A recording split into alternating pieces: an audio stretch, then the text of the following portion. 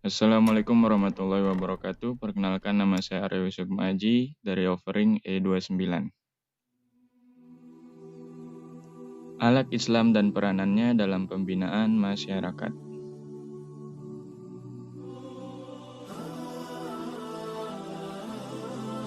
Pengertian etika, moral, dan akhlak. Etika ialah ilmu yang menjelaskan arti baik atau buruk dan menjelaskan apa tujuan yang harus dicapai, serta cara apa yang seharusnya dilakukan manusia dalam perbuatannya, menurut Ahmad Amin, 1983.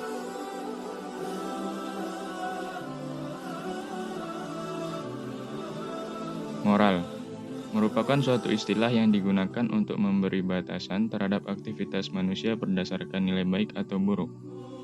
Akhlak ialah suatu sifat yang tertanam dalam jiwa yang menimbulkan bermacam-macam perbuatan dengan mudah tanpa memerlukan pertimbangan dan pemikiran, menurut Al-Ghazali.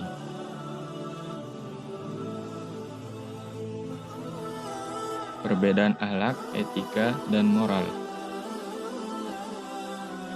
Ditinjau dari sumber, akhlak ialah kebenaran wahyu yang didasarkan pada Al-Quran dan hadis, sedangkan etika dan moral ialah kebudayaan yang dilandasi oleh hasil pemikiran manusia.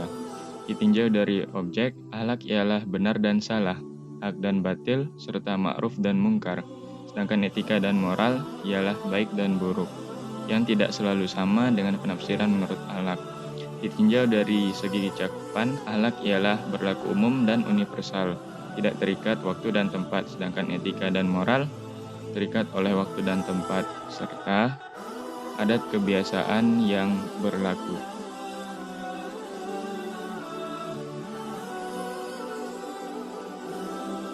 Kedudukan dan ruang lingkup akhlak dalam Islam.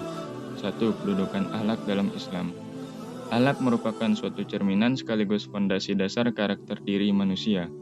Dalam perspektif Islam, akhlak ialah mustika kehidupan yang dapat mengantarkan kesuksesan seseorang.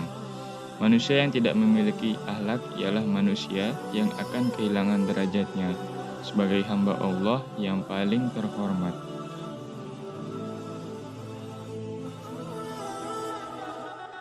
Sebagaimana firman Allah yang tercantum dalam surat At-Tin ayat ke-4 sampai ke-6 yang artinya, sesungguhnya kami telah menciptakan manusia dalam bentuk yang sebaik-baiknya, kemudian kami kembalikan dia ke tempat yang serendah-rendahnya, kecuali orang-orang yang beriman dan mengerjakan amal soleh. Maka bagi mereka pahala yang tiada putus-putusnya. 2. Ruang lingkup akhlak dalam Islam. Akhlak pada Allah Subhanahu wa Ta'ala dapat diwujudkan dengan menaati perintah dan menjauhi larangannya, mensyukuri nikmat-nikmatnya, serta tawakal kepada Allah Subhanahu wa Ta'ala. Akhlak pada Rasulullah SAW. Dalam penerapannya, penghambaan diri kepada Allah dalam rangka mewujudkan salah satu pokok akhlak mulia dapat dilaksanakan dengan mengikuti serta meneladani jejak Rasulullah SAW.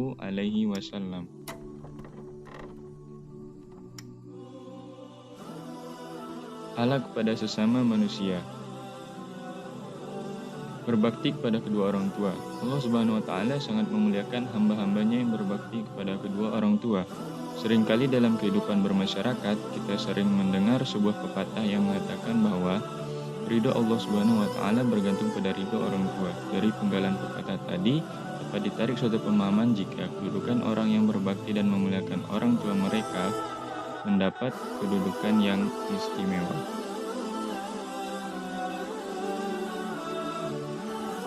Selanjutnya, menghargai, menghormati, serta menjalin hubungan yang baik dengan tetangga.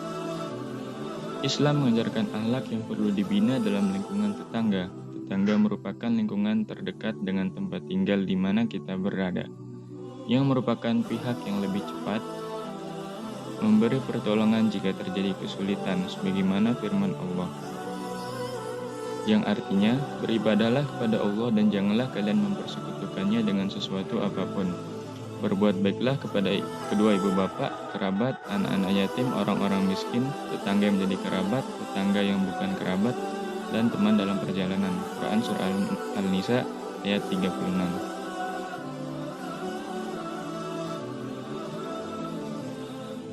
Akhlak terhadap lingkungan mencakup bagaimana menjalin hubungan yang baik dengan sesama makhluk hidup ciptaan Allah Subhanahu wa taala, seperti tumbuhan, hewan, dan benda-benda tak bernyawa lainnya. Implementasian akhlak terhadap lingkungan diwujudkan dengan menjaga kelestarian dan kelangsungan ekosistem yang ada di alam tanpa merusaknya. Karena manusia merupakan khalifah di bumi yang bertugas menjaga keberlangsungan ekosistem yang ada.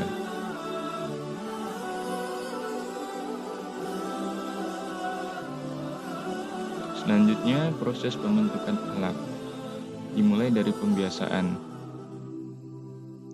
Pembiasaan dapat menumbuhkan kekuatan pada diri untuk melakukan aktivitas tanpa paksaan. Namun, dalam pelaksanaannya, paksaan dapat dibenarkan.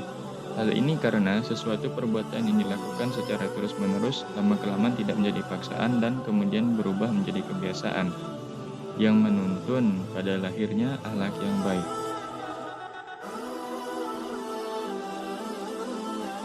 2. Keteladanan. Akhlak yang baik dapat dibentuk dengan pemberian contoh teladan yang baik dan nyata dari diri dan lingkungan sekitar. Keteladanan ini dapat diambil dari meneladani perjalanan hidup para nabi, sahabat, serta sejarah hidup dari orang-orang yang memiliki keutamaan akhlak, sehingga akan memacu diri untuk berakhlak yang baik.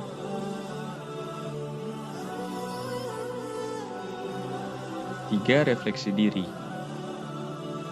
Sesuai namanya, implementasi refleksi diri dapat diwujudkan dengan perenungan terhadap perbuatan baik ataupun buruk selama mengembara di dunia fana ini. Hal ini hendaknya ditindaklanjuti dengan kesadaran dan tekad untuk memperbaiki diri, karena tanpa kesadaran dan tekad akan sulit terbentuk akhlak baik yang bersifat konstan. Selanjutnya, aktualisasi akhlak dalam kehidupan. Yang pertama, menutup aurat. Yang kedua, menolak pornografi dan pornoaksi. Yang ketiga, menjauhi pergaulan bebas. Dan yang keempat, menghindari penyalahgunaan narkoba. Thank you. Assalamualaikum warahmatullahi wabarakatuh.